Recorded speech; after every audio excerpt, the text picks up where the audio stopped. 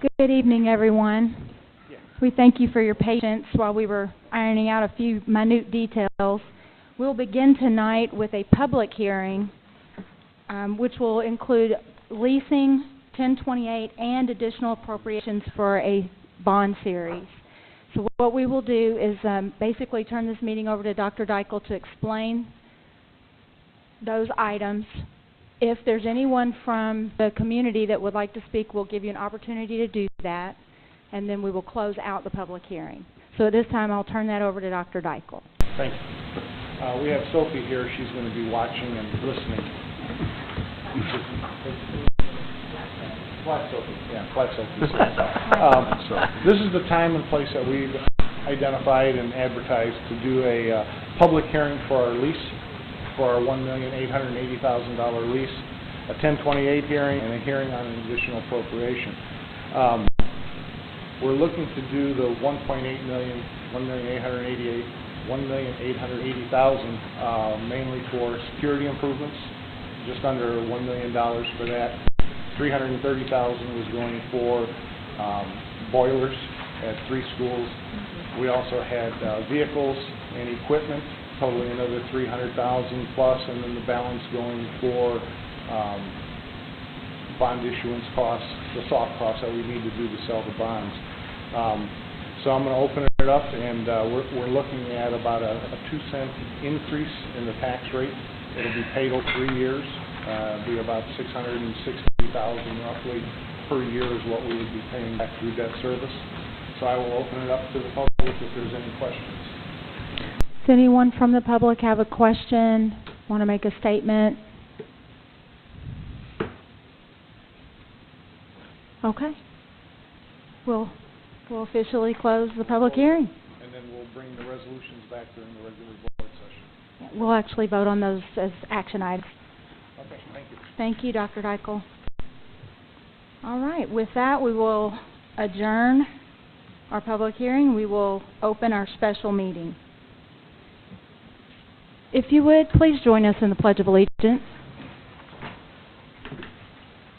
I pledge allegiance to the flag of the United States of America and to the republic for which it stands, one nation, under God, indivisible, with liberty and justice for all.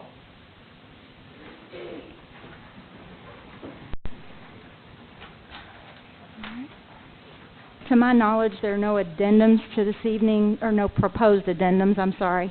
So I do need to ask for a motion to approve tonight's agenda as presented. So moved. Thank you, Teresa. Is there a second? Second. Thank you, Mr. Hall. Questions? All right, all in favor of approving tonight's agenda as presented, please raise your right hand. All right, that's 7-0. Thank you. We have no public comments tonight, Renee, is that correct? All right, so we'll move right into our consent agenda. We have items 1 through 5. Is there a motion? So moved. Thank you, Kevin. Is there a second? Second. Thank you, Mark. Questions? I'm still concerned on the personnel report that we are approving positions that's already begun. And I thought at the beginning of the year we spoke about that, we was going to clean it up. We have several again tonight. I'm sure people are outstanding, they're going to do a great job, but that it seems like a timing issue is not in the right place there. So I hope we can get that corrected. Well, I'll be happy to look into that, Mr. Hall, and we've tried very hard to be better, and but I don't have a good explanation for this tonight, so I'll get one for you. Thank you. Any further? All right, and all in favor of approving tonight's consent agenda items 1 through 5, please raise your right hand. All right, that's 7. Thank you. Mr. Satterley, would you like to go over gifts to buildings? Absolutely. That's a lengthy list tonight. As always, we like to recognize the gifts that we've got from the community. $18,212 over a variety of gifts from organizations that I've never heard of, so we appreciate every one of them. Sometimes I recognize them, sometimes I don't, but from $100 to $2,000, we appreciate them all. So I can make a motion to accept. All right, is there a second?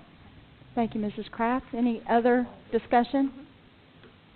All in favor of accepting the gifts to buildings, please raise your right hand. All right, thank you. That's 7-0. So we'll move right into our action items. First one is an increase in sub-rates for our custodian and food service workers. Thank you and good evening.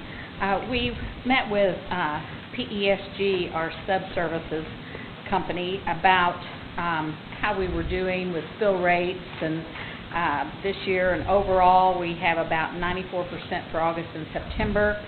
The certified staff has an average of about 95%, which we're delighted to see, but we found in looking at fill rates for our custodial and food service workers, the average fill rate's only about 88%. And when trying to discuss with PESG why those fill rates are so low, we discovered, in part through their research and in part through our research, that our surrounding school corporations are paying higher rates for the sub-services for custodial and food service workers than we are paying. We currently pay $7.50 an hour for a sub-custodian and $7.75 per hour for sub-food service workers. We found out that in West Clark, they pay $10.13 per hour for sub-custodial, $9.30 for sub-food services. Clarksville pays $9.25 per hour for sub-custodians and $9 for sub-food service workers. New Albany, it was $9.24 per hour for sub-custodial and $8.30 for sub-food service workers. So, in looking at that, we decided to make a recommendation to the board to allow us to increase through PESG the rate paid for substitute custodial services to $9 per hour, and for the sub-food services workers to $8.50 per hour to increase interest in these sub-positions. When we look at a cost, and Dr. Dykle ran these numbers and this information, when we look at the approximate cost increase that it would be for us for our custodial services, it would be about $1,200, and that's annually. And for our sub-cafeteria workers, only about $186 based on past usage of sub-services. So at this point in time, we would recommend, on behalf of the superintendent, approval of these hourly rate increases for PESG sub-custodian, sub-food service workers. Make a motion to approve. Thank you, Mr. White. Is there a second? Second. Thank you, Mr. Pavey. Questions, discussion? The comment I have, if it doesn't seem like a big increase overall. So if we're going to increase, why don't we make it the best around so we never have any problem getting subs? Why not, instead of just hitting someplace in the middle, why don't we just, let's go to bat and let's be at the top in this, and at the building level, corporation level, we don't have to worry about subs. They'll want to come here. Mr. Hall, I appreciate you saying that. I think what we were trying to do is we were trying to take where we were and compare it to where other people are, and thought that maybe the jump from where we were to where everyone else is was so significant that we were trying to find maybe a middle ground as an initial step. Knowing that the financial impact is not as significant as we thought, it's certainly something that we could consider, but that was our rationale as to why we set the hourly rates at $8.50 and $9. So it's something we can revisit. Rather than approve it, then why don't we table it? Table it. Table it and revisit it. Yeah. Okay with that? Pass it once, next meeting. Sure. We could table it and look at it again, or Tom? I would gladly amend my motion to increase it to, I guess, $10.25. Something would put us in slightly over the highest one on here. And are these to? Okay.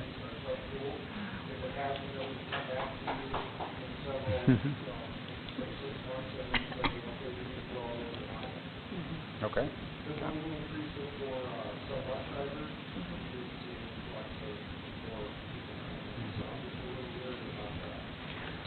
Well, and that leads to what my question is. Have we had discussion with PESG on exactly how we're going to market the fact that we're now competitive? Right. They will handle the marketing on that and get that out to individuals who are in their sub-list, their sub-services, and we can always do an article that we send out to employees and staff so that if they have friends or something that might be interested in working in those capacities, would have that information. I guess we can raise our pay rates all day long, but if nobody knows we raised them, it's not going to be much point. PESG will market that through the people that are on their list for sub-services. Tom, did they have a recommended amount? PESG have a recommended amount that they thought would have a greater fill rate? Was this it, or yes, was it? When we talked to them, they felt that this would help. Okay. They thought that we could try this and see if it would get us some additional coverages. But if we wanted, say, a 96% fill rate, did they know what it would take to get to 96 or whatever our target is? I mean, one of the things that we did when we met is we were meeting to do sort of a summary of where are we at a given point in time with our fill rates, and I think our overall fill rates for all positions was at 94% at the end of the first 9 weeks of the school year. So we were pretty pleased, but we were only at 74% with our custodial group. And so that's what sparked the conversation about needing to increase that, and PESG provided us the guidance to help us set those prices. Okay. So maybe the compromise would be that we approve these rates as it stands, and then as Dr. Deichel said, even if we see maybe over a 3-month period of time, let's see what happens and we'll revisit it, because they'll come back again mid-year and they'll do another review, and then maybe at that point we can have a conversation. So in the January time frame, would that make sense to the board? it's okay. Is that good with everyone? That works. So the motion's been made and seconded, and we all are in agreement that we'll get an update after the mid-year review to see if our fill rates have improved. Right. Any further? All right, all in favor, please raise your right hand. All right, that's 7-0. Thank you. Next, we have an easement, a roadway easement in conjunction with the Thompson Lane interlocal agreement that we already have with the city. That's correct. As you all remember, the city and the Board of School Trustees approved the interlocal agreement for the Thompson Lane intersection at Jeffersonville High School back on September the 3rd. And a part of this interlocal agreement involves when the roadway comes off of Highway 62 across from Thompson Lane, that it come in and split and go 2 ways. One is toward our fence line, which is adjacent to Christ Gospel Church, and then the other one is to our current roadway that goes up and accesses Jeffersonville High School. The city had worked out an agreement with the church to install the roadway that direction toward the church so that the church could access that intersection light also. Because if you've been down there and seen how they have to cross over to go into the church's area, it's pretty hazardous as far as accident possibilities. So the city's going to be responsible for the cost of installing the roadway in that Y format. They're still going to do some border along the roadway that goes over toward our fence line to make sure our kids playing soccer or football practice out in that area have like a berm for safety and precautions. The church in their interlocal agreement certainly is going to indemnify and hold us harmless from any problems or accidents or anything that occur on the property that we would basically do the use agreement with them for. They also will handle snow removal or any type of repairs on that segment of the property. And at this point in time, they are really considering looking at that just be a one-way use access, you know, like for leaving the church or entering the church or during service times. That hasn't been finalized yet. But it's a way to eliminate traffic hazards, not only for Greater Park, but for the church. And it's a part of the concept of the Thompson Lane interchange project. So What you have this evening is just the easement agreement, which allows them access to that roadway that will be built. And they may even gate it off so that people can't just try to cut through there to avoid traffic lights or traffic. So at this point in time, we are recommending that we approve the easement agreement with the church in order to get the project underway. I did notice, I was by there the other day and saw some little flags marked out in the area, kind of like we're fixing to commence to begin to prepare to do something, which is pretty exciting. So hopefully before the end of our school year, we will have a new roadway for the safety of our kiddos coming in and out of that area. So the recommendation would be your approval of the easement in conjunction with the project as presented. Is there a motion? Move to accept. Thank you, Mr. Satterley. Is there a second? Thank you, Mrs. Kraft. Questions? Discussion? All right. All in favor, please raise your hand. All right. That's 7-0. Thank you. Next, we have revisions to policies 1400, anti-harassment and bullying, and this is a second reading, so it will require that we take action tonight.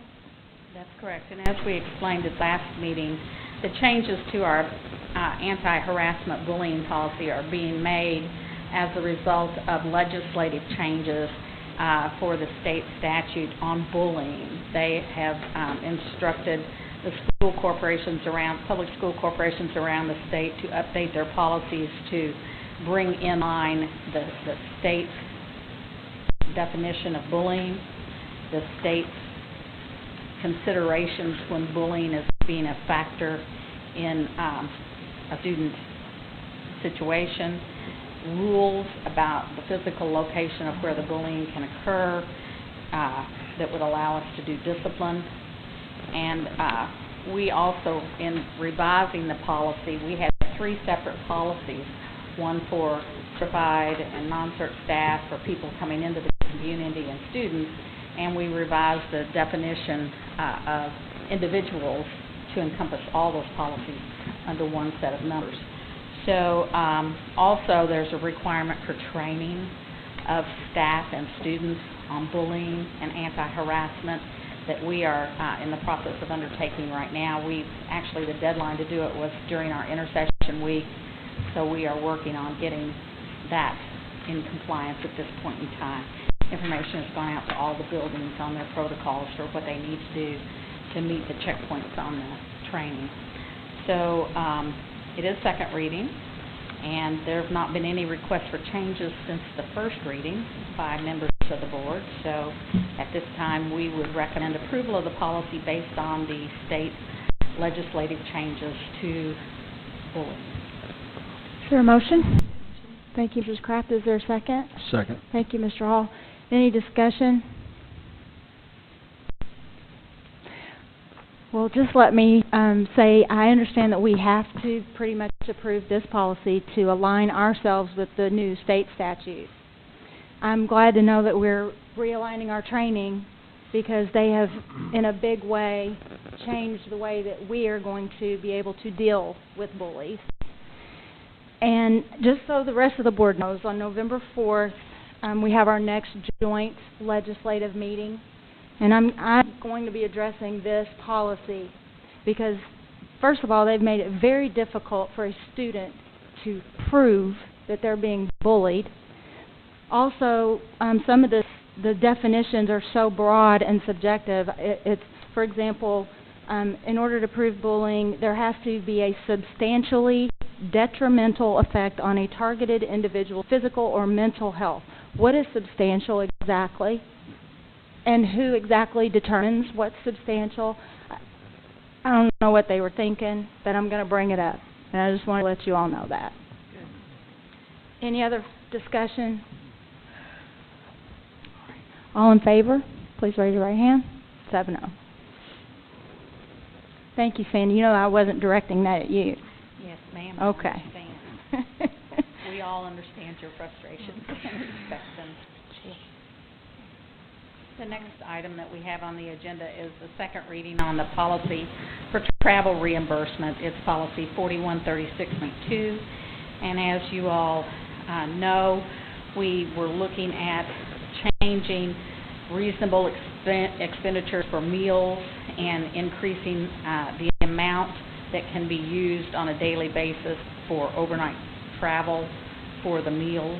We also looked at the question of if you've been on a day trip but you get home later than a certain normal dinner hour and you stop and have a meal on the road, even though it's one-day travel, increasing that amount as we have indicated in the policy. Also, we talked about allowing credit cards to be used by administrative staff and persons, including the superintendent, for paying for groups of attendees at a conference for meals for convenience purposes. Still, that individual would have to bring back the itemized credit card statement, not just the receipt that shows the bottom line. Still, no alcohol can be charged on those receipts, but it just makes the process of having groups at conferences and trying to feed them simpler and easier, rather than having 12 people at a table all have to, number one, have a corporation credit card, and number two, have the money to pay for their meal when it's going to be turned in for a reimbursement anyway. So there were no recommendations for changes made since the first reading, and at this time, on behalf of the superintendent, we would recommend approval of this policy. Motion to accept? Thank you, Mr. Pavey. Is there a second? Thank you. Teresa? Any other questions, discussion? I feel like this, the increase in the meal allotment is just, it's almost doubled. It's way too much. You can still eat at McDonald's if you choose to, and you still have to provide a receipt. Any further? Okay. All in favor, please raise your right hand. And opposed? So that will carry 5-2. Okay. The next item we have is the revisions to policy 6116, and that is our Pledge of Allegiance and Moment of Silence policy. This is a first reading, so no action is required on behalf of the Board of School Trustees.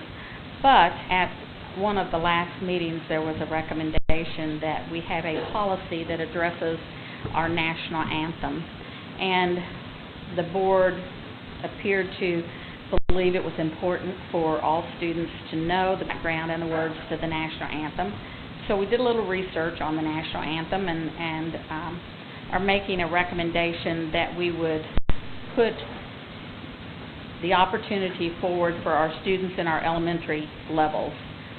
And specifically, let me state that it says the Board of School Trustees believes it's important for all students to know the history behind the national anthem and to be familiar with the words of this song.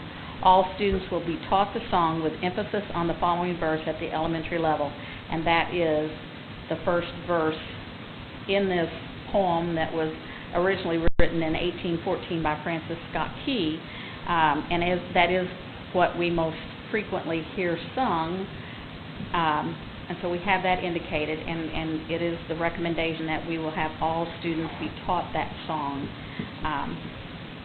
at the elementary level.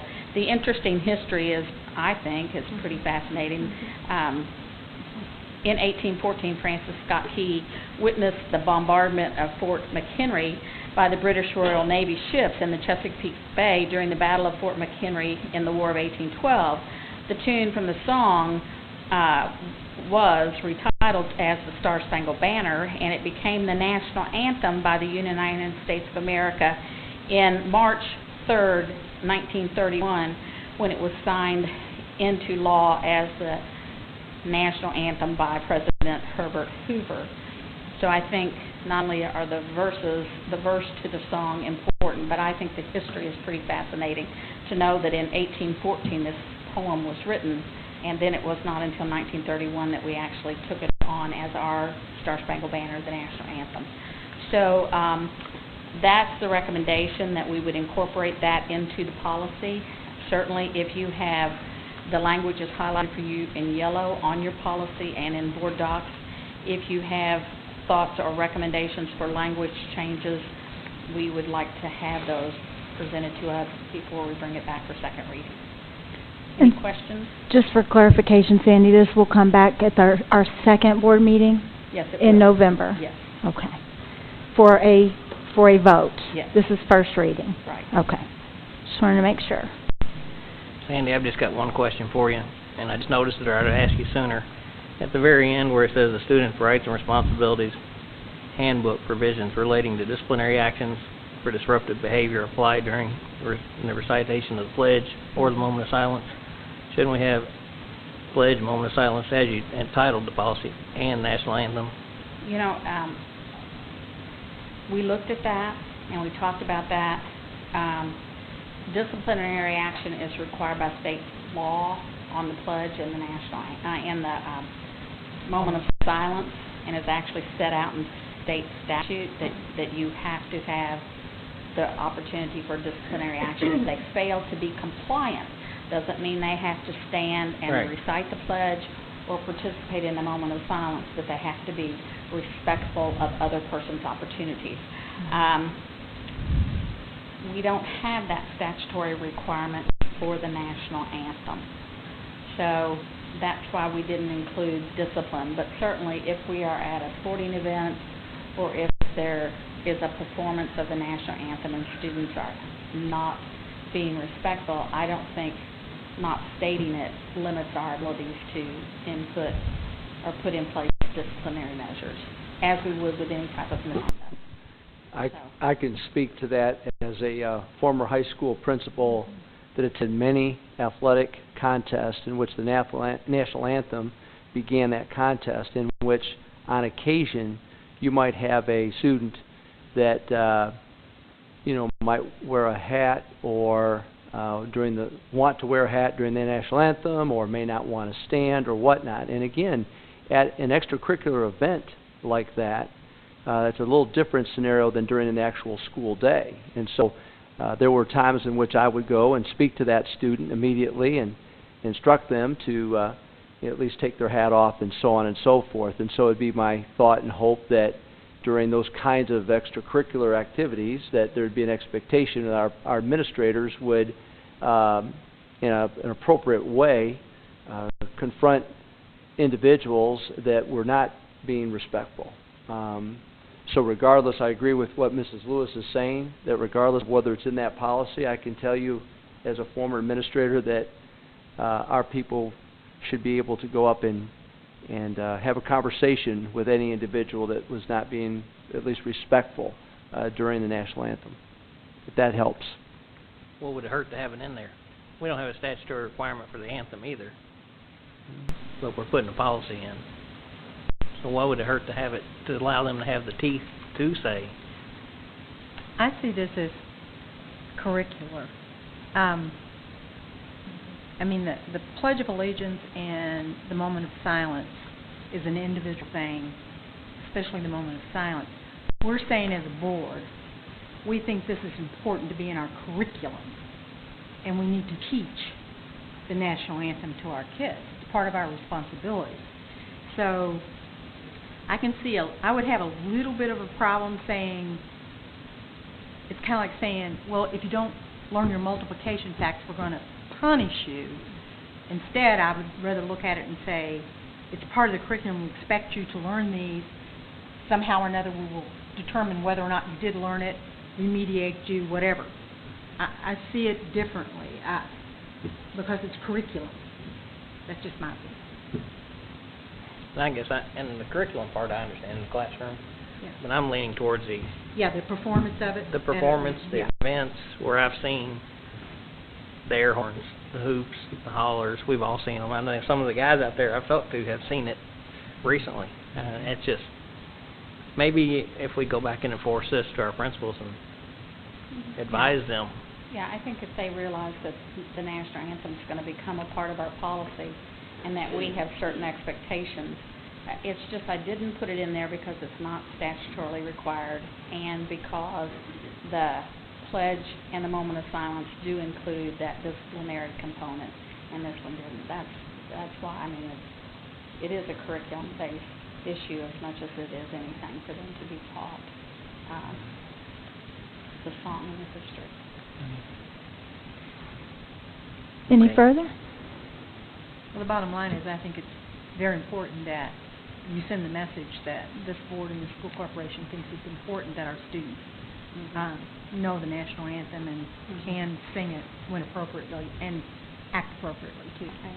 And also, I could, Mr. Satterley, look at adding in maybe another sentence that relates to inappropriate behavior during times of performances, because, you know, it might not necessarily be the age level of the kiddos that are learning Right. it, but Right. it might be other students. So let me take a look at that from a legal standpoint. Maybe we can add something in there that would bring you a degree of satisfaction if it's the pleasure of the board for me to look at that. That'd be great. Yeah. An expectation of respect, Okay. something along those lines. I'll be happy to look at language that would address your concern. Thank you. So that'll be ready next time? It will be the second meeting in November. So you'll have that researched and... Yes. Okay. It'll be in board docs. If, you know, the new language will have to be highlighted probably in blue or green that we would add from first reading for second reading, so you would be able to see what that language would be. So that means that maybe someday I won't be the only one singing at graduation? Maybe. Good, that would be good. And We might have some limits on some people singing it because Oh. we've heard some really bad renditions. That's okay. Yeah, that's true too. Okay. Thank you. Any further? Thank you, Sandy. All right, next we have revisions to Policy 3440, Fixed Asset Capitalization. This is a second reading. I just want you to know, my office is next to Sandy's, and all afternoon I heard her singing the national anthem, and I thought she was going to come out here and give us a rendition, but I was a little disappointed that she didn't get up here and sing it. So just wanted to make my displeasure known to the board. Okay? She can close with it. What? She can close the meeting with it.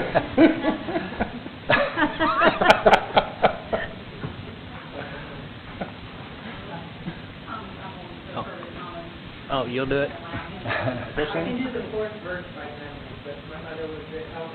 Oh, okay. Wow. Get used to the work. There you go. It's just repeating somebody else. Okay, on fixed asset capitalization.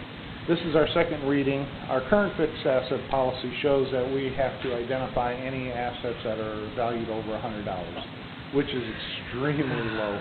And we have fixed asset records that are just, you know, tremendous as far as what we have to keep track of.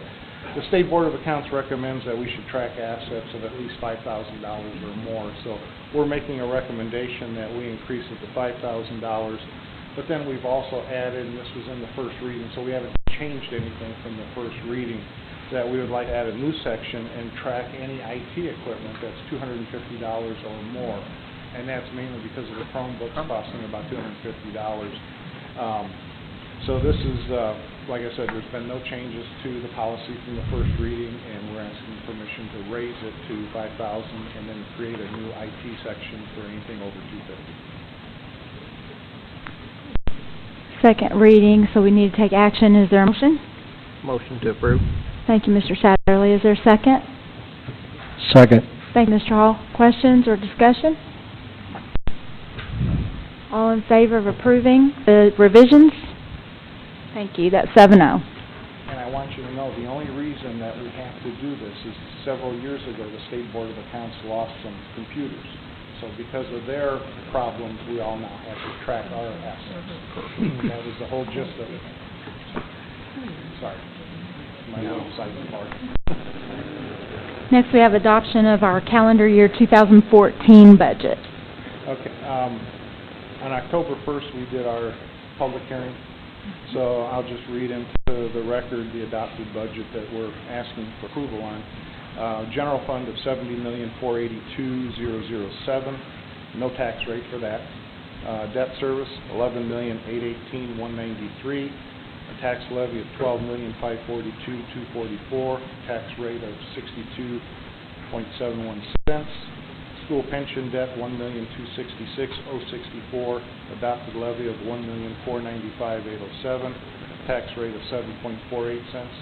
Capital projects, adopted budget $10,279,488, tax levy of $11,059,131, adopted tax rate of 41.7 cents. Transportation, $5,027,683, tax levy of $4,598,709, tax rate of 22.99 cents.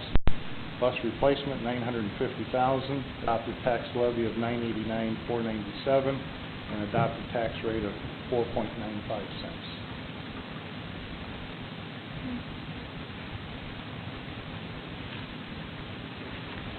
Sorry, I'm trying to get my pages caught up on my iPad. Is there a motion to approve the calendar year 2014 budget as presented? Motion to approve. Thank you, Mr. Pavey. Is there a second? Second. Thank you, Mr. White. Questions, discussion?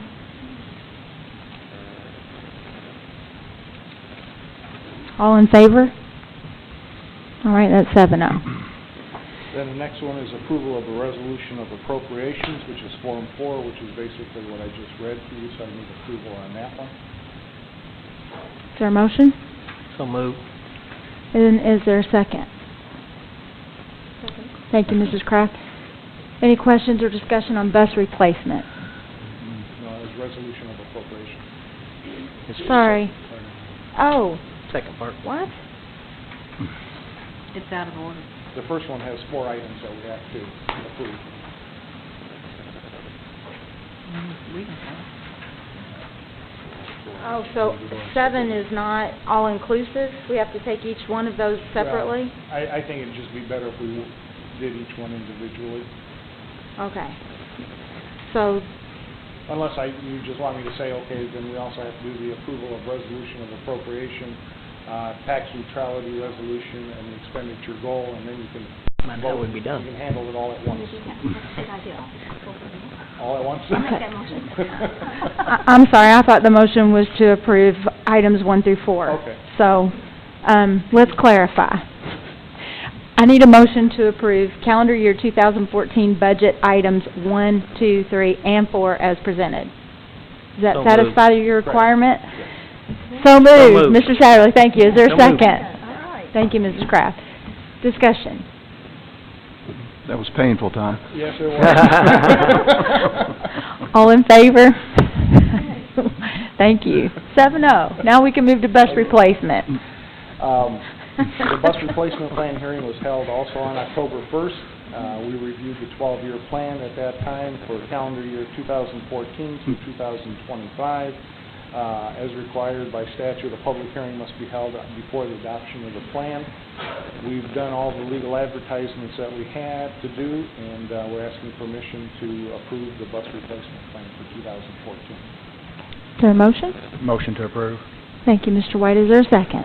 Second. Thank you, Ms. Butoff Perkins. I never know where to say Ms. Butoff Perkins, Ms. Perkins, Teresa. Either one. Okay, It all doesn't make right. any difference. She answers That's to why I call her 3 different things. I get confused. Hey. Any discussion? All in favor? All right, a 7-0. Thank you. Adoption of the Capital Projects Fund plan Yes. for 14, 15, and 16. Correct. Bus replacement was 12 years, capital projects is 3, but we're really only interested in 2014. Again, our public hearing was held on October 1st, which we reviewed the plan with the board, and it's required by state statute, so we're just asking for permission now to proceed with the plan as indicated. Is there a motion? So moved. Thank you, Mr. Pavey. Is there a second? Second. Thank you, Mr. Satterley. Any questions? All in favor of approving? That's 7-0. Thank you. And now we have our 1028 resolution. Public hearing was held prior to our regular board meeting today at 7 o'clock. An appropriation in the amount of $1,880,000 on account of the security improvements of all the school buildings.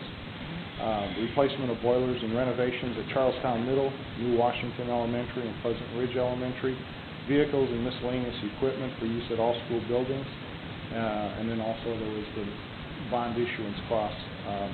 The funds will be provided by a bond issued by the Greater Clark Building Corporation, and we're asking permission to approve the 1028 resolution. Is there a motion? So moved. Thank you, Teresa. Is there a second? Second. Thank you, Jerry. Any questions or discussion? All right, all in favor of approving the 1028 resolution as presented? Thank you. That's 7-0. Resolution accepting patrons petition, approving building corporation, and authorizing execution of amendment to the lease agreement. Yes, we've already had a meeting with the holding corporation, presented all the information to them, which was our first step. We've also submitted to you the petitions from the patrons to go ahead and proceed with the $1,880,000. So now we're asking permission to accept this resolution as indicated. Is there a motion? Thank you, Mrs. Kraft. Is there a second? Second? Thank you, Mark. Questions, discussion? We did have some changes in the members of our holding corporation, and so they've all the new members have been brought up to speed. And Yes. Okay, all right. All in favor, please raise your right hand. That's 7-0. Last, we have a resolution authorizing officers to execute documents and closing certificates in connection with issuance of the bond. Yeah, this is just the next step that we need to do, giving us permission to go ahead and get the signatures that we need to sign the documents for the bond issue. That's all. Is there a motion? So moved. Thank you, Kevin. Is there a second? Thank you, Nancy. Any other questions, discussion? All right, all in favor, please raise your right hand. That's 7-0. Thank you. Additional appropriation resolution. Because this was never budgeted in 2013, now we have to do an additional appropriation for the $1,880,000, so that's our next step that we need to do, after you've gone through all the other approvals. Is there a motion? So moved. Thank you, Teresa. Second. Thank you, Jerry. Any other questions, discussion? All right, all in favor, please raise your right hand. All right, that's unanimous, 7-0. Thank you. Next, we have a budget reduction resolution. As we get towards the end of the year, we look at our revenue in the various funds to see what we need to do, if we need to reduce our appropriations, and that's what we're asking permission to do. So as you look at it, you'll see that we're asking to reduce our capital projects fund by $2,848,233, transportation operating fund by $661,993, and bus replacement fund by $575,000. This is what we need to do prior to submitting our budget to the state for next year. Otherwise, this will hinder us getting all the money that we need for next year. This is like a cleanup. Is there a motion to approve? So moved. Thank you, Teresa. Is there a second? Second. Thank you, Mrs. Kraft. Questions? Comments? All right, all in favor, please raise your right hand. That's 7-0. Thank you. Thank you. Next, we have permission to advertise our tax anticipation warrants. Thank you, gentlemen. Now get to work. Dr. Deichel, I think you have one more tax anticipation warrants? Oops. We're asking permission to advertise for an $8 million tax anticipation warrant, and so this is just the first step. We'll come back at a later meeting and give you all the other information, who it'll be awarded to, but we need permission to advertise. This is for next calendar year. Motion to approve. Thank you, Mark. Second. Thank you, Jerry. Questions? All in favor? That's 7-0. 7.5. All right. Height joke. No, that's an absent out of your seat joke. Oh. It'd be 6.5. 6.5. That's right. Hey, I graduated There's from a Charlestown Charlestown. math joke. Hey, where Tony Hall was the math teacher. You know I'm kidding. I only pick on people I love. Next is 2013 through 15 Title III grant approval. Board, this is a grant through the state that's designed to increase English language proficiency and academic achievement in core academic subjects and to provide high-quality professional development to LEA staff. Funding is based upon the number of LEP students that we have, based upon a DOE language minority data collection from the 2012-13 school year. Funds are supplemental and used above and beyond in LEA's English language development services. They're offered to limited English proficient students, levels 1 through 4, in order to meet the federal requirements for serving these students. And we have received notification from the IDOE that our grant has been approved in the amount of $83,313.27. So we're asking you to approve the acceptance of that grant for Title III. Is there a motion? So moved. Thank you, Mr. Hall. Is there a second? Thank you, Mr. White. Questions? Good work. I don't think you'll ever have a problem accepting Accepting grant money. Like it. All in favor? 7-0. Thank you. We'll have Mrs. Schneff come up for the next action item. Hello. Hi, Ann. How are you? Good. I'm just asking the board to approve our agreement with Go Solutions. This is a renewal. They are our Medicaid billing company, and what they do for us is they process our Medicaid claims for children who are receiving occupational therapy, speech therapy, physical therapy, some counseling services through our social workers, and we get a percentage of those dollars back through Medicaid billing. Is there a motion? So moved. Thank you, Teresa. Thank you, Mrs. Kraft. Any questions? All in favor, please raise your right hand. That's 7-0. Thank you. Naviance, is that the correct pronunciation? Yes. Naviance. I like Naviance. Like Sounds better. ambiance. Nambiance. Just in the spirit of an introduction, board. Yeah. The spirit of an introduction quickly. Our College and Career Readiness Initiative, as you know, is something very important to us, and we're very fortunate to have Janice Stell and Christy Steller here, two of our counselors. Christy is at our alternative program, Clark County Middle High, and Jan, of course, is our guidance director at Jeffersonville High School. Under the leadership of Travis Hare, our assistant superintendent, they looked into this software that's designed to benefit counselors, students, and parents. And at this point, I'd like to turn it over to Christy, and we'll go from there. We've had the opportunity to talk with other counselors in the state and across the country about the benefit of this program, and we wanted to share some information with you tonight in hopes that you would approve us to have the opportunity.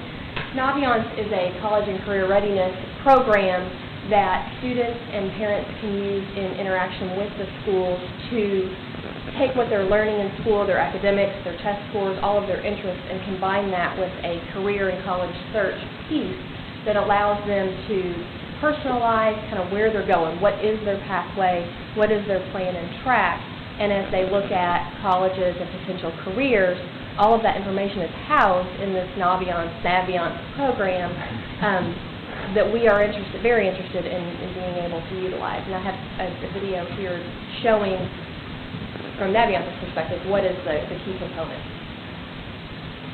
These are not found.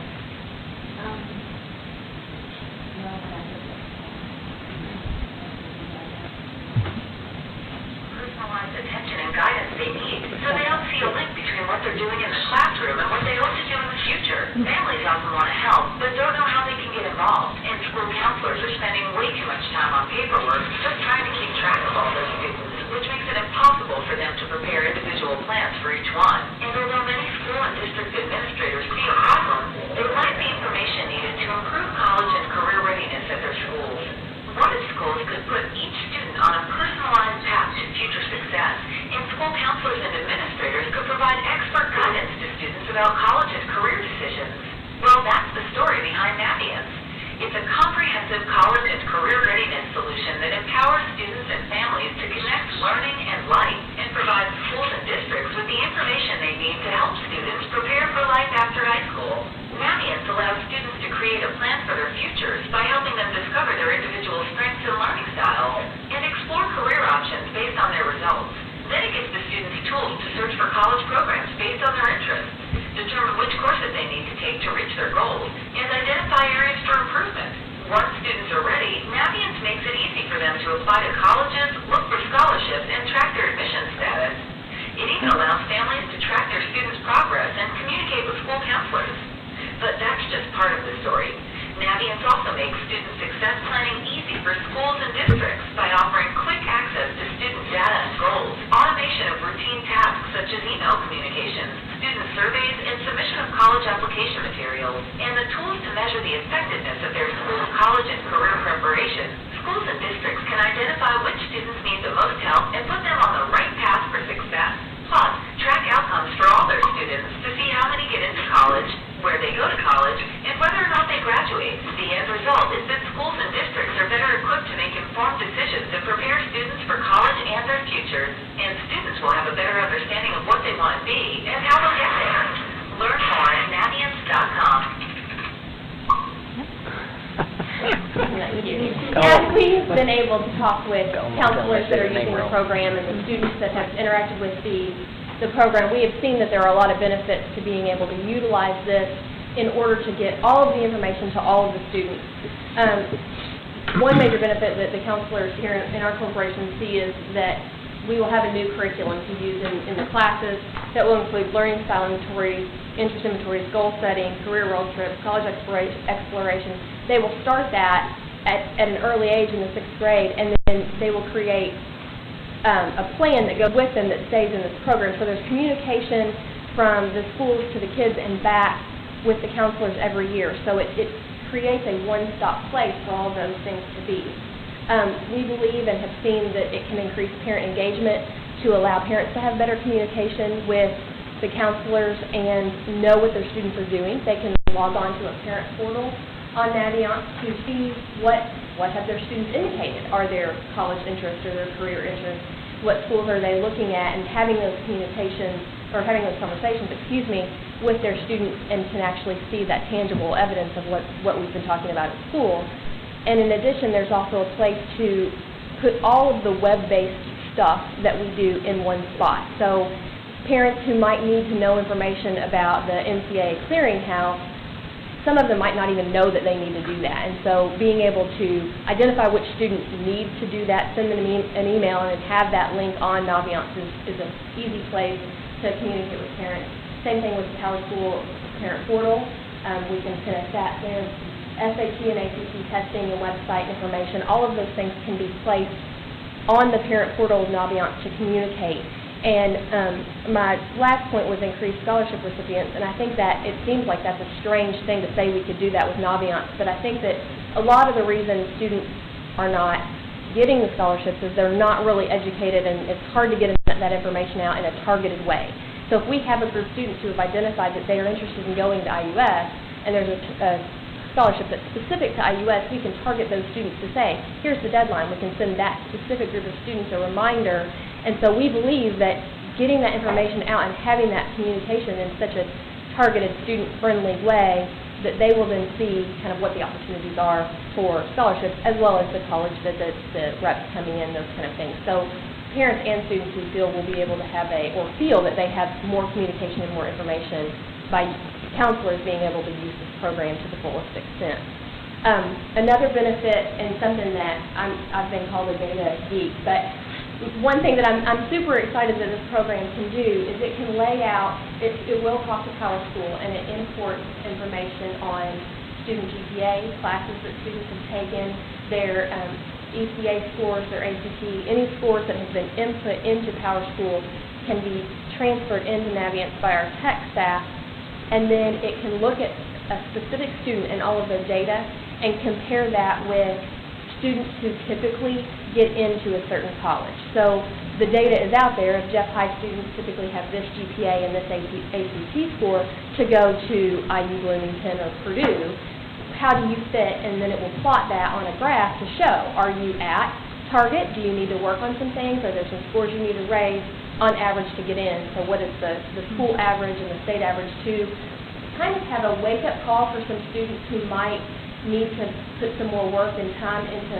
obtaining that goal that they want if they haven't set goals where they want to come to college, or to have a reality conversation of, you know what, you really do want to go to Purdue to major in a certain topic, but academically, here's kind of where you are, and let's talk about that. So either refocusing, setting more realistic goals for a student, or encouraging them to kind of up their game to be able to show them on paper this is what you need to do to get where you want to go. And so I think that plotting and all that information is super exciting and a huge benefit that right now that data is not ever in one place for us to share that communication. The next thing that I want to show is just a real quick video inside of what does Navient look like for parents and students, so what the student use, a quick idea of what part of the student use might look like.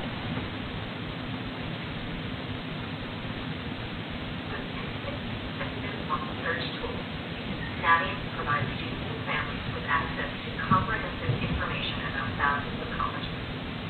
Students and parents are provided with valuable insight into the college admissions process, with scattergrams, scholarship information, and application statistics. Notice there are links to the Common App, SAT, ACT. There are updates for the student to know key dates, events, and surveys. The college I am thinking about list is made of colleges and universities that students are interested in based on a number of personal factors, such as career interests, preferences, or majors. This type of task allows students to think about their future and connect the dots of where they are now and where they want to be. Students can read about typical information about a college. In some cases, there are tours and videos of the college. Below is information specific to our example student type. In this example, our student's GPA is 3.10. On average, students from this high school require a GPA of 3.67 to gain admission to Arizona State. Also, our student ACT score is below the accepted ACT score. This type of information helps students begin to connect the dots between where I am and where I need to be.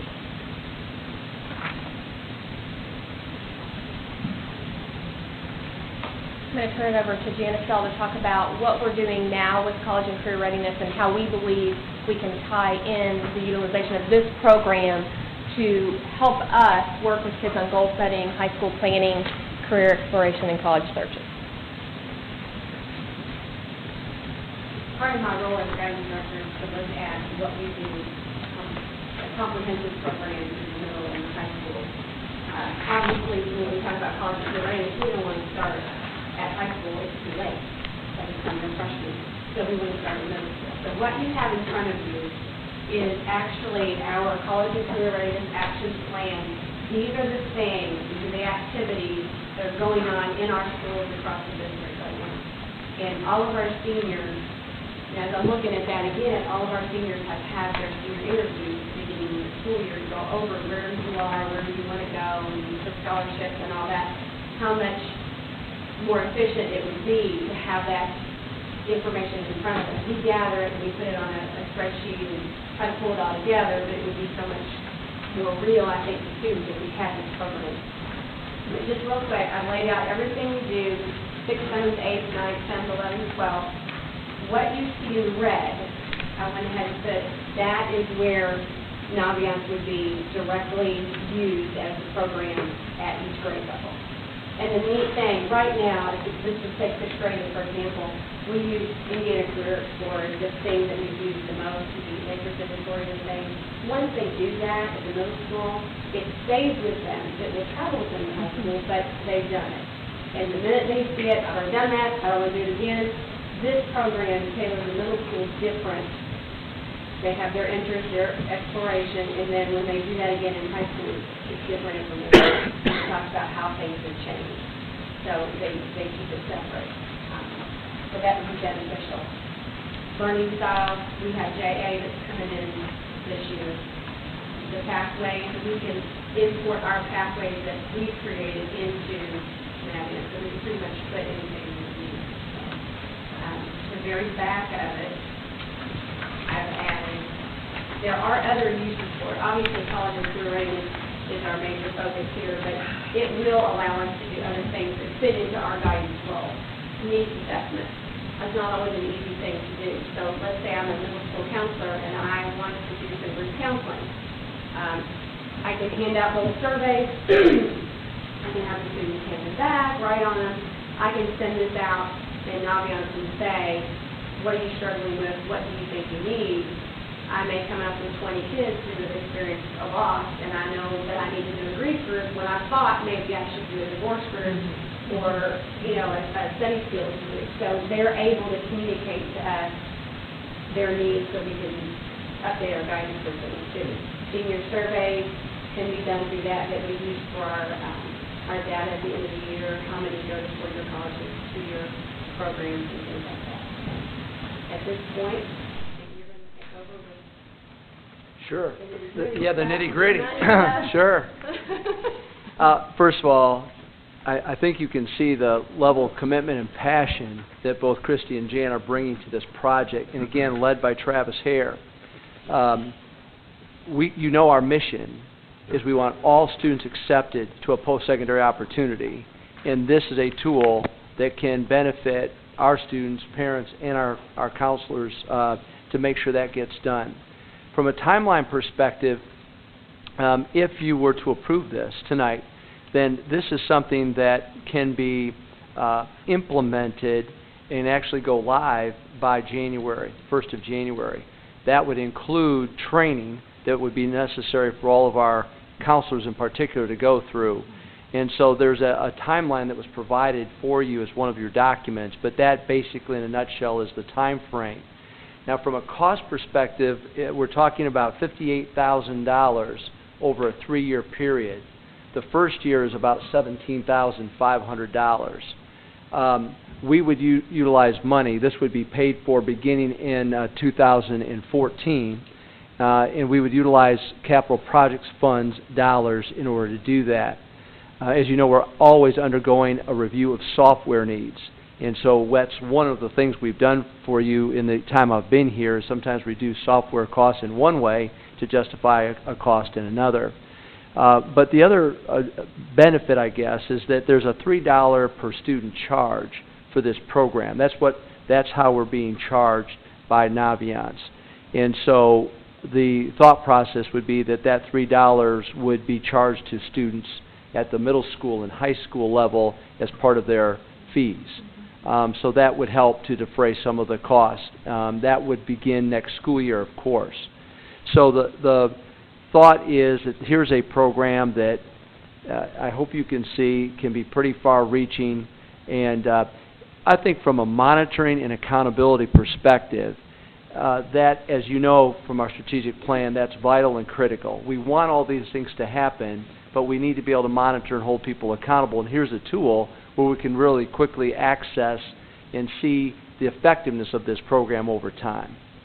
So and the difference in cost factor, the thought process is because we're already where we are in this school year, we would focus on high school only right now, immediately, but then begin the middle school along with the high school for next school year. So that's why there's that price differential if you'll look at that from first year to second to third year.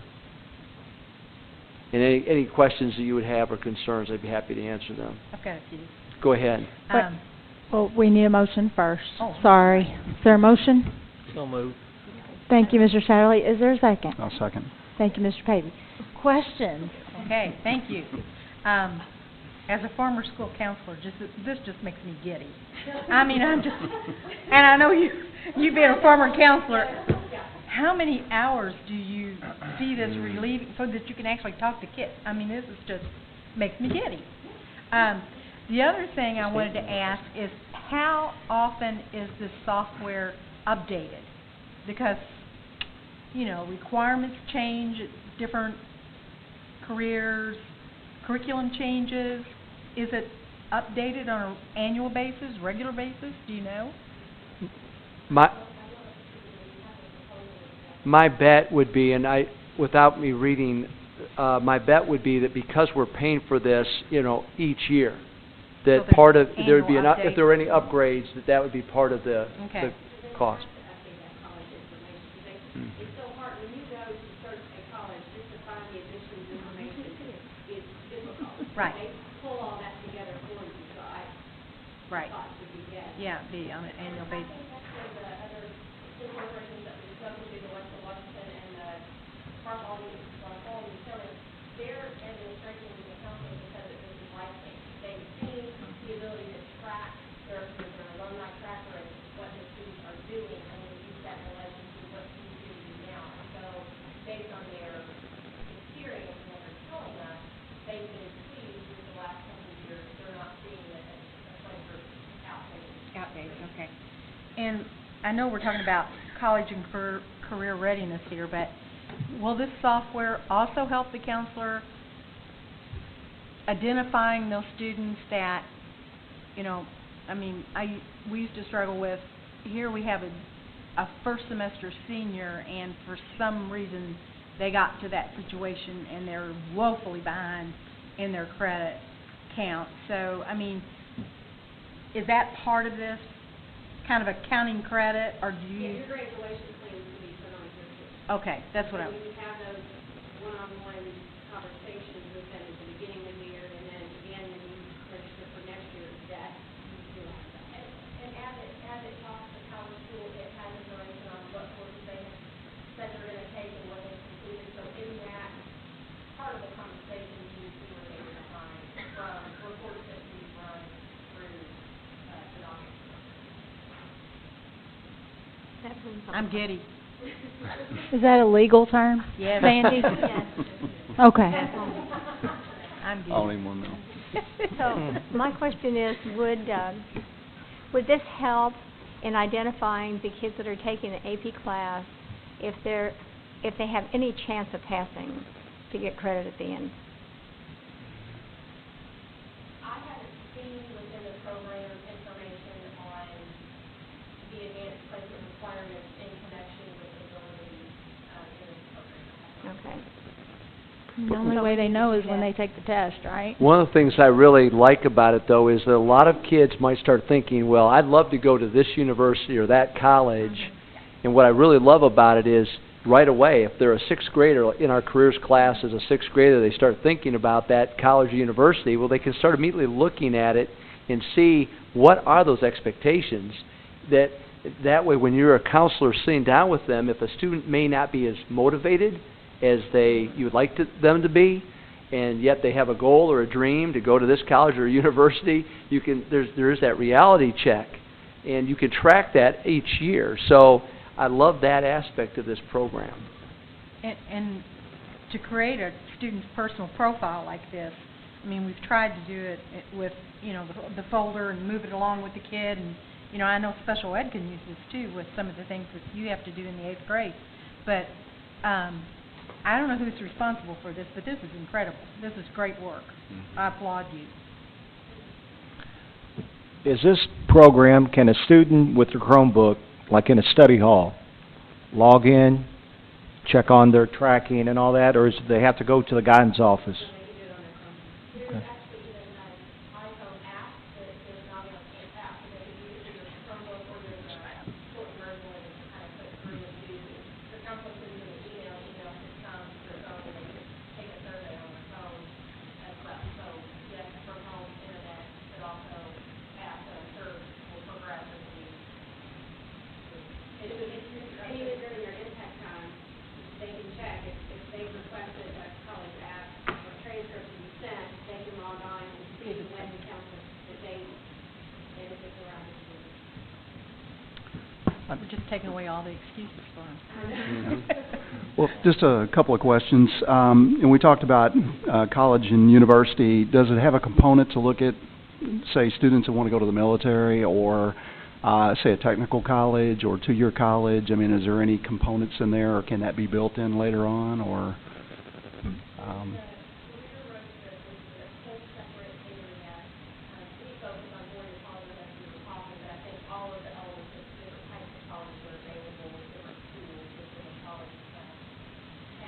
There's a career road trip that includes all levels of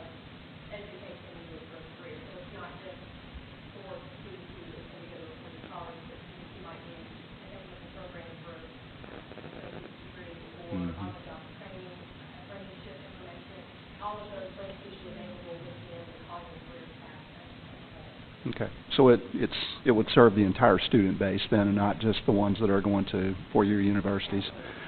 Second question is, you mentioned the portal to Power School. So is that a separate portal entry for Naviance and Power School? Are they together on one, or how does that work? You can go to the Greater Clark website and look for Power School, and parents might click on that to enter the portal through there.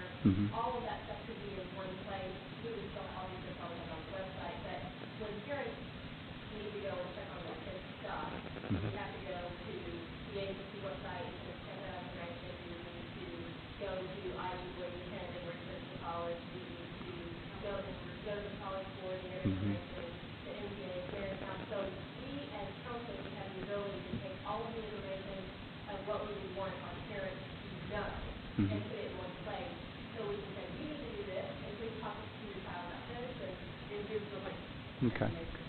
So a log into Naviance, if I'm a parent and I want to log into Naviance to double check on something related to my child, I could do that. There's that interface between Power School and Naviance, so that Power School data that has been migrated from Power School over to Naviance, I don't have to go to Power School over here and then go to Naviance over here, right? Yeah. Is that what you're... Yeah, that was my question, really. So you can go through Naviance and it'll pull the data in from Power School. Okay, gotcha. Okay, sounds like a great program. Thank you. Are you giddy? I'm kind of giddy. Not quite there yet, but getting there. Getting giddy? I want to see that. Can we Other just wait? Other questions? No. I have two. On professional development, is Naviance going to help with that? Is that part of the cost of their software, or is that something? Oh, sorry, yes, there are consultation hours with their representatives to come in and train our tech staff, our counselors, and teach us how to facilitate information sessions for students and parents. Okay. How to use it and also teach us. And the professional development is not only in the first year of it, but also there's a second year. So there's PD involved in the first 2 years, which is a good thing. And then my third question is, how are we going to market / educate our students and parents to be able to utilize it? How are we going to get the information out? That coming into it in January is something we'll have to talk about. The high school counselors will have to get experience with it. And we were actually talking about this at dinner, about counselors taking different pieces of it and familiarizing themselves and then working together with it. We have, at Jeff, we have a text message for our senior parents that goes as soon as they sign it up. So it would be on announcements, it would be on Power School, it would go out on emails, it would go out on, it would go out as much as you can.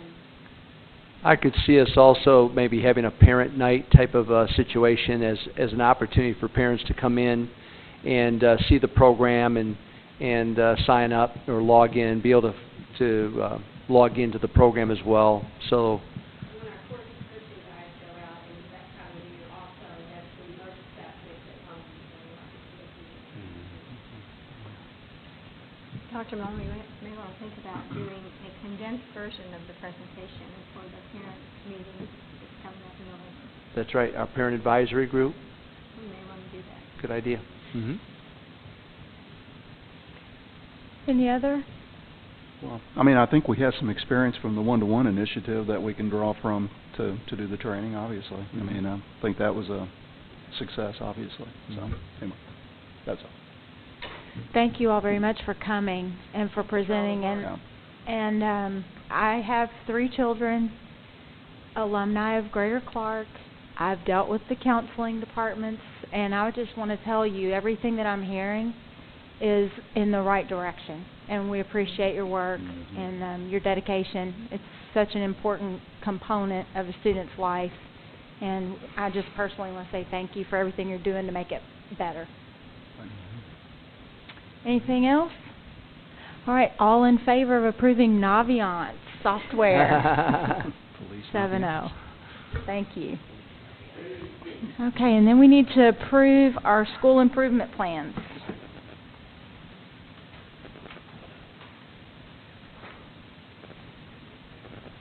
And did everybody get a chance to read every single one?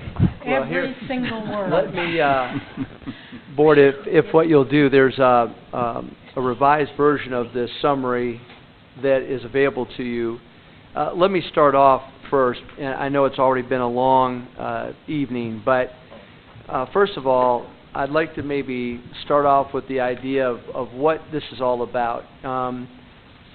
We know that the state requires through Public Law 221 for schools to have a school improvement plan, and for that plan to be revisited pretty much on an annual basis. And every 3 years that there has to be a significant review of the plan. Well, what we did this year, and I really have to thank Karen Spencer, who's in our audience. Karen is a workhorse who does tremendous work for us.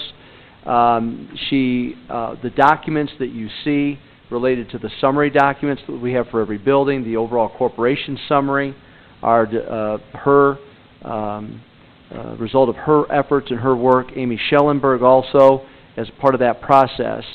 All of our buildings have leadership teams that review the plans, that submit the plans.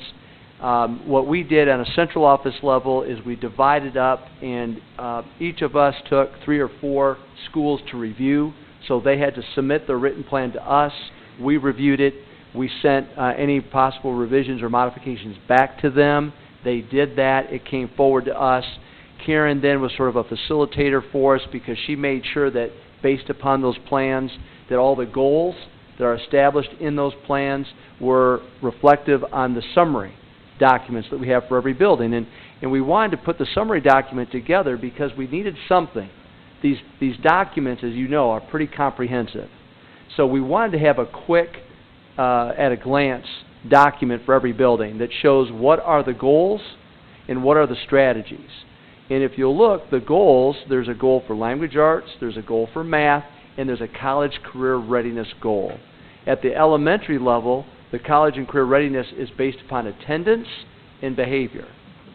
At the high school level, it's broken down by what the state is expecting to see related to dual credits, AP performance, certifications, and that kind of thing. So the document that we've passed out to you that's the most current document, it is a corporation summary. So Karen took just the numbers. The strategies are not on this document, but the numbers are. And what happens is, if you look at the goals at the top of the page, those goals are established by the state of Indiana in the language arts and math area. So there's a passing rate goal, and then there's growth goals for both the bottom 25%, that's high growth for the bottom 25%, and high growth for the top 75%. You can see the benchmarks that are listed there. In other words, a school has to either meet that benchmark or exceed it to qualify for a bonus point. And if you remember the whole 8F growth model formula, you get a grade, a number of points for your passing rate, and then you can earn bonus points if you achieve certain levels. And our whole goal was, for 2014, what will it take for each school to earn an A? So some of our schools had already exceeded the state benchmark. And our expectation for them was we wanted them to grow by at least another 2% for the next year. If a school hadn't achieved the benchmark, then we wanted them to not only hit the benchmark, but strive for 2% over the benchmark. So you can see a Bridgepoint Elementary with an 83% passage rate. The percentage of growth for the bottom 25% is listed for them at 44.5%. So that is their goal. It's actually 2% over the state benchmark. And so here's what's critical of all of this. All of these numbers are great, and it needs to be out in front of all of our people on a daily basis, but here's the key. We need to know who are the specific students in every building that need to reach this level. Who are those kids? Our teachers need to know that. Our administrators need to know it and be doing everything in their power on a daily basis to help those students hit those benchmark goals. Not just passing rate, but also reach those high growth goals where we can earn bonus points. So I really appreciate all of the work. If you go down to, for example, Charlestown High School, you can see the English 10 passage rate, which is the end of course exam. Their goal is 80%. Their growth for grades 8 through 10, their growth goal is 10%. Now look at the state. The state's expecting 7.3%. From 10 through 12, though, there's a 91.4% from the state, so Charlestown's goal is 95%. They are looking at where they were the previous year and what do they need for this year. Algebra 1 is listed the same way. You see the graduation rate information. You see honors diplomas. We have sort of stipulated for our school corporation that we're looking at a 30 to 35% goal for academic honors diplomas, and they do get bonus points for that. And then you can see the AP score, which is getting at least a 3 or higher on an AP test. And then the percentage of kids involved in dual credit or getting an industrial certification, and again, the goal is to get an expected grade of A. The post-secondary category we've added because our goal is we want 100% of kids accepted to a post-secondary opportunity. So if it's in purple, those are goals that we've added as a school corporation. And I hope... We don't have colors. Oh, my fault.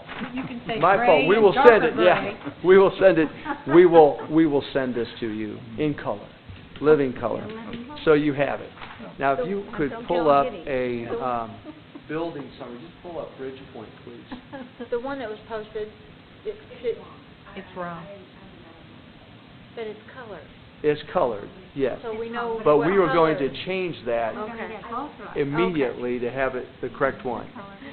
I don't need to go over all of these necessarily, Board, but I just wanted to show you an example. So for Bridgepoint Elementary, you're looking at a passage rate for 2012-13. 83% was their goal, but their actual score, passing rate in language arts was 78.8%. Now, keep in mind that all of these results are, according to the state, preliminary numbers. They've not finalized their numbers, but we said we can't afford to wait any longer. We're going to use those numbers. And we still don't have finalized grades either. And we don't have finalized grades, and it's going to be a while before that happens as well. But we can't afford to wait. So then for Bridgepoint, their goal stays the same for 13-14. They want to reach that 83%. So they know that in order to do that, they're going to have to take advantage of the strategies listed in order to get that accomplished. You can see the percentage of growth for the bottom 25%. You can see they were at only 16% high growth in the bottom 25% category. The state benchmark is significantly higher. How are they going to do that? I mean, we're trying to get them to earn the bonus points to get to the A grade. We're not striving here to get from a C to a B. We're striving to get to A's, and we want everyone in the Bridgepoint community to understand that. Same thing for the growth of the top 75%. Look at that, though. They're at 30%, and we're trying to get them to 38.2. So that's a more reasonable opportunity for them to earn that bonus point for high growth. And then we have their iRead passage as well that's listed. And you can see that for Goal 2, and then down for Goal 3, behavior and attendance. The key for behavior for us is we want to focus on the positive. So we're listing the percentage of students that don't ever get a behavioral referral. And so you can see that they had 70% of their students in 2013 that never received a behavioral referral. Their goal is 90%. So I appreciate our principals and our teachers at the building level for all the work that they've done, our central office staff for the review of all of these materials, Karen Spencer for helping to sort of be the gatekeeper putting all this together. I hope this is helpful to you. I'd be happy to answer whatever questions, but the key factor, Board, is we need to submit these plans, the PL 221 plans, the comprehensive plans, have to be submitted by November 1st to the state. So we would need you to approve the Public Law 221 plans for each school as they've been presented. We would need you to do that tonight. Is there a motion? Thank you, Ms. Kraft. Is there a second? Second. Thank you, Teresa. Questions? Yes. How many retesters did we have? Do we know? Retesters? I don't know that.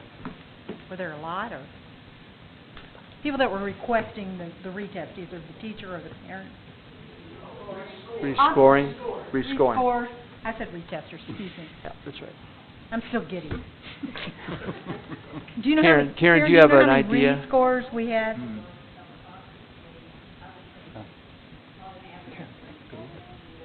Okay. Okay. All right. Okay. And that's what, I mean, that could change our numbers, but, yeah, okay. That's what I'm Other questions? Dr. Millen, I understand this, and I see the strategies were brought to our corporation. You brought those strategies in.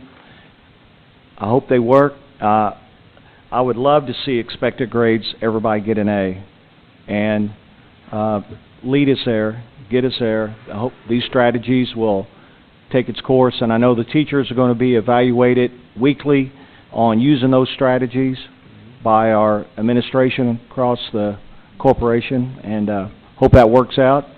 I hope that your staff will evaluate our administrators to make sure that they're doing a fair and just evaluation of our teachers on that weekly basis. It sounds like a great plan. Looks like we got good things ahead of us. I appreciate that, Mr. Hall. The one thing that we're going to do with our teachers that we're talking about and discussing with them is we've identified areas of these strategies that we've worked so hard on in trying to make sure that they're being utilized in classrooms. And so the hope is it's not really part of an evaluation piece, but it's more of an audit of instructional practice. So as we go into classrooms, we'd be just looking to see, are we seeing the Cornell notes being utilized? Are we seeing kids writing? Are we seeing, and they would be simple check marks, and we'd be doing that across every building on a weekly basis.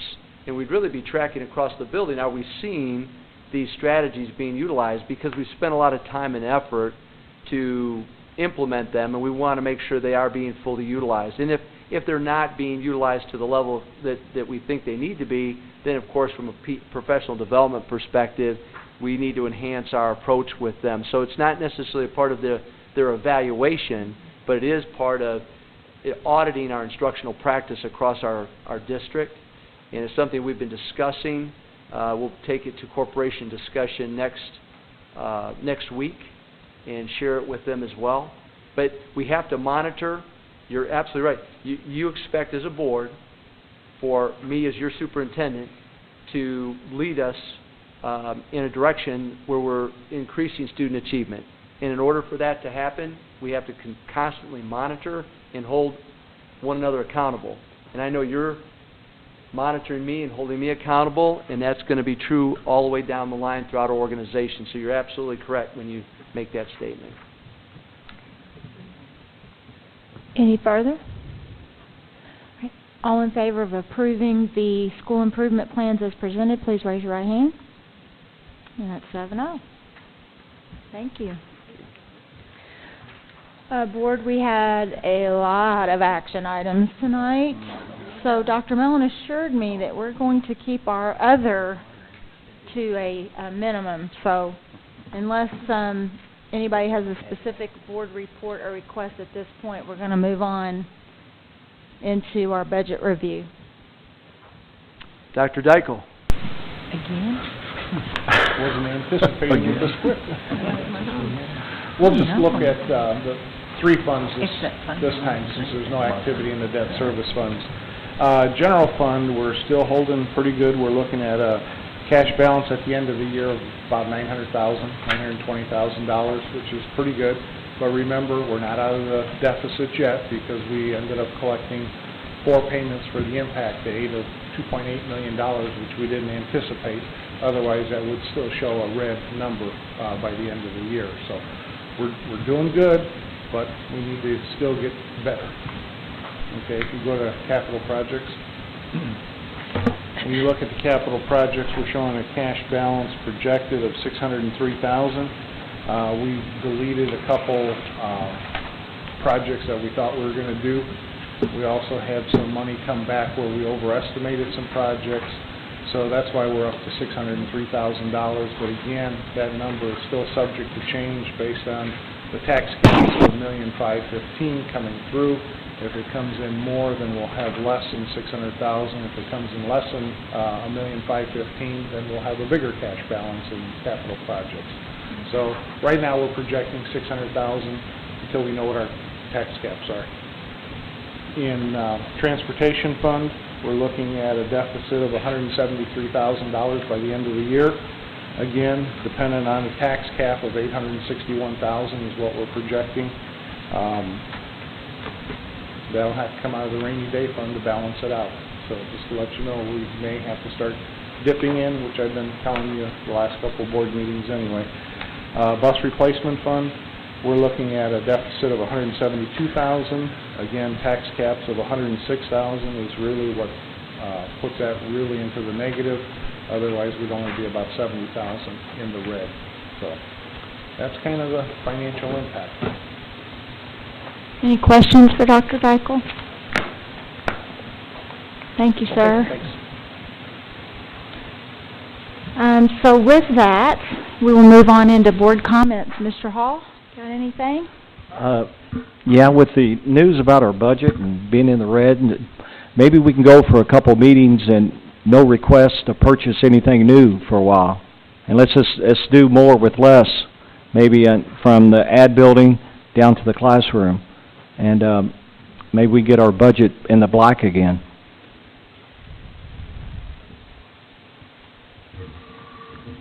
Teresa? Yes.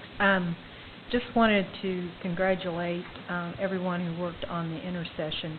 I got several comments from parents whose students participated, and I heard from some teachers too, and the transportation went well. So I know that 1 week of intercession is like scheduling a whole year sometimes with the minutia that goes with it, and congratulations. I'm very proud of us for that. Jerry? No, thank you. You sure you don't want to talk about the fact that you had a really nice birthday yesterday?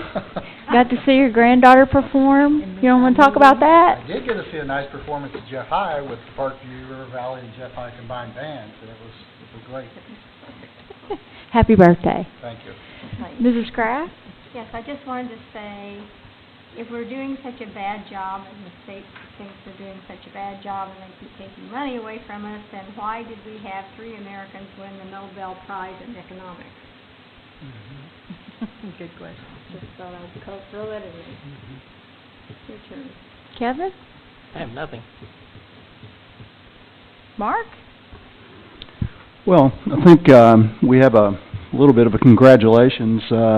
Sitting amongst us is our District 10 ISBA representative from Greater Clark for the entire southern part of the state, who is now representing us now as our leader on ISBA. She was recognized last night at the ISBA conference, and I think we ought to be very proud of that. So congratulations, Ms. Wilson. I'm red. I feel it. You get it? Thank you. Thank you for that. I really appreciate that. I don't know where they went, but I was going to point out that we had a couple of former board members in our presence earlier. I saw Mr. Halter and Mr. Fields both here. So even though they're not here, I was glad to see them. I wanted to recognize Travis. Even though he came in late, he came in late after class. That's some dedication.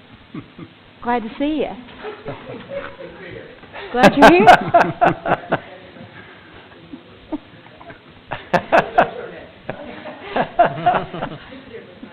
I heard some comments that the specific intercession that occurred at Jeffersonville High School was amazingly smooth, organized, professional, that it was great. And so I wanted to congratulate everybody that was involved in that. And then finally, and I'm sure we're going to recognize these folks at our next board meeting when we have board salutes, but we had 3 students from this school corporation named National Merit Scholar semifinalists. From Charlestown, we had Krista, and I'm going to mess it up, Sedlasek. And then from Jeffersonville, we had Jonathan Harlan and Brett Mode. And so I publicly want to give kudos to those 3 amazing students who are from Greater Clark County School. So that's what I've got. Dr. Mellon? Just real quickly, 2 things. Every year, we have to submit what's called a Form 30A that is vocational funding for our school system that we receive from the state in addition to basic grant support. And the document that we're submitting is about $300,000 more revenue this year for the Greater Clark County Schools compared to last year. And 2 major factors, there are many, but 2 major factors are our Project Lead the Way program's expansion, because we get probably that amounts to about $160,000 of additional revenue just by having that program in our school system. And the other big ticket item is our careers class, and that's about $135,000. So those are programs that we've added, but we're getting funding, additional funding from the state for those programs. So $1.1 million we'll be getting from the state based upon this submission of this report. So I appreciate all of our people for all the work they're doing to make that happen. And the last thing with Intercession, just real quickly, we'll give you some more details in terms of attendance and some achievement information down the road. We haven't had the time to process that yet, Board. But you're absolutely right. I am very proud. I spent most of my week up at New Washington and had the opportunity to go out and pick up some students in different parts of that area. Learned a lot more about the New Washington area, which was awesome. I had the chance to ride in a sheriff's car to help, go pick up some children, not for negative purposes, but to bring them to school because they just needed that extra help. But that's the partnership that it took. Charlestown, outstanding commitment by staff, students, to see Jeffersonville High School going over there to see elementary students with middle and high, not just the attitude, the feeling was so positive in those buildings. And I'm very proud of all the work that went into making this happen because it was a lot of work, but our kids are worth it. And so thank you for recognizing that. With that, I need a motion to adjourn, please. So moved. Thank you, Teresa. Is there a second? Second. Thank you, Kevin. All in favor of adjournment? Good night.